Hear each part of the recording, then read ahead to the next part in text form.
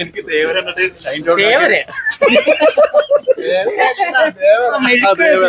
ഇതിന്റെ എനിക്കൊരു കോമഡി ഷൈൻ ഒരു സിഗരറ്റ് വലിക്കുന്ന സീനുണ്ട്.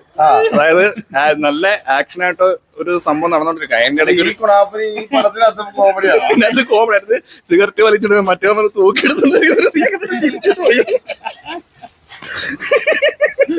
ഇതിനകത്ത് ഷൈൻ ടോം ചാക്കോനെ കണ്ടുള്ള സീരീസ് ഒക്കെ എനിക്ക് ചിരി വന്നു ശരിക്കും പറഞ്ഞാല്. അഭിനയം കൊള്ളാം. അതിനകത്ത് ഏറ്റവും എടുത്ത് പറയേണ്ട ഫസ്റ്റ് ഹാഫ് ഒരു രക്ഷയില്ല, നല്ല മാസ് ഇടിയാണ്. സെക്കൻഡ് ഹാഫ് കൊണ്ടൊക്കെ